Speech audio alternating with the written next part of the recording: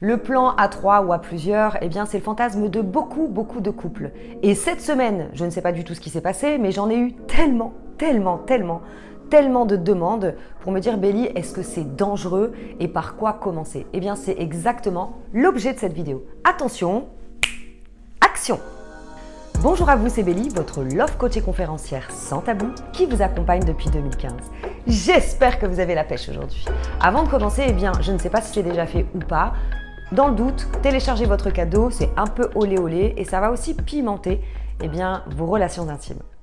Alors pour faire l'amour avec d'autres personnes lorsqu'on est en couple, est-ce que c'est dangereux? Pour répondre à cette question, naturellement que oui, bien sûr qu'il y a du danger. Pourquoi? Parce qu'en fait ça dépendra de vos émotions et de votre frustration. Je m'explique.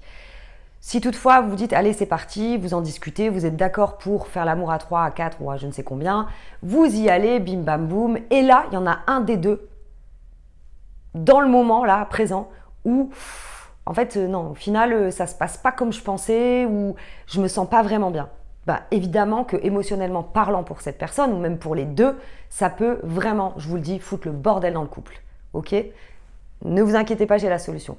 La deuxième chose, si vous vous comparez à par exemple la femme ou l'autre homme, j'ai un homme justement qui me disait voilà moi Bélie, avec ma femme c'est bon, on est d'accord, on a trouvé un couple, on a envie de s'échanger, sauf que mon problème c'est que j'arrête pas de comparer mon sexe au sien. Et du coup lui il a un truc comme ça et pas moi. Donc du coup, dans ces cas-là, franchement, il faut pas y aller. Il faut pas y aller parce que que vous soyez un homme ou une femme peut se comparer aussi au corps de l'autre femme, etc. Faut pas y aller. Pourquoi? Parce qu'en fait, vous risquez vraiment de mettre votre couple en danger parce que vous allez être dans la comparaison et on va revenir aux émotions. Du coup, vous allez avoir la sensation que votre nana ou votre mec prend plus de plaisir avec l'autre et ça va être ingérable pour vous émotionnellement parlant. Donc oui, c'est dangereux, mais ça dépend comment c'est fait. Ok? Si vous vous comparez, oubliez, clairement oubliez. La deuxième chose, maintenant, est-ce qu'on peut faire l'amour à plusieurs sans se mettre en danger et comment faut-il faire et par quoi commencer? Eh bien, évidemment, c'est d'en discuter et de poser les limites, de poser les vrais codes. Qu'est-ce que c'est? Il n'y a rien de plus simple. Vous visitez un club libertin, voilà, vous y allez en visiteur, rien de plus.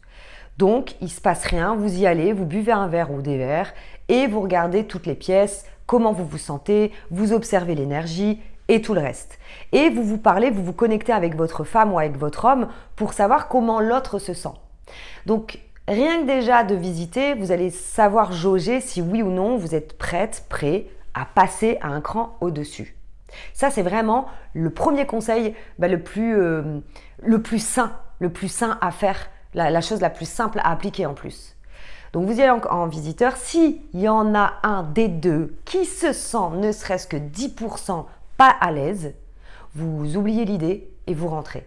Je sais combien ça peut être chiant parfois parce qu'en fait, il se peut qu'il y en a une des deux personnes qui se sente bien plus à l'aise, qui est motivée, qui est chaude. Sauf que si votre femme ou votre mec ne l'est pas, rappelez-vous bien, chaque choix dans la vie a des conséquences. Donc attention, c'est pas parce que vous êtes là bien chaude ou chaud bouillant, vous dites ça y est, on a deux doigts de le faire, si la personne avec qui vous êtes ne l'est pas, n'y allez pas, au risque de briser votre couple. Ensuite, comment vous pouvez y aller crescendo? Vous avez visité, supposons que ça s'est bien passé, génial. Deuxième chose, il existe aussi la possibilité de faire l'amour à côté d'autres personnes. Ou alors dans une pièce, vous savez que vous êtes dans un club libertin, rien que ça déjà ça va briser la routine. Il y a des chambres VIP où vous pouvez la louer rien que pour vous par exemple. Ou vous pouvez même louer cette chambre, réserver cette chambre où il y a un autre couple qui fait l'amour à côté de vous. Ça, c'est tout à fait envisageable. Vous passez à un cran au-dessus pour voir comment vous vous sentez, rien qu'en faisant l'amour à côté d'autres personnes.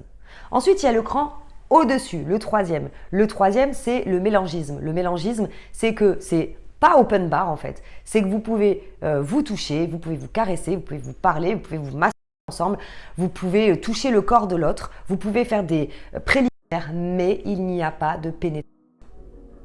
Et quand vous avez passé palier par palier et que là, vous savez que vous pouvez y aller tous les deux, que ça vous excite tous les deux, qu'il n'y a aucune frustration, aucune question à se poser, là, vous pouvez y aller. Et puis avant tout ça, au cas où je vous le dis, moi j'ai une formation que je vous propose, une formation coquine, justement pour faire des choses différentes, avoir une énergie différente, comprendre le corps de l'homme et de la femme de façon différente aussi. Et bien vous pouvez la télécharger en description de cette vidéo. Je vous dis à bientôt pour une prochaine vidéo. Bye bye.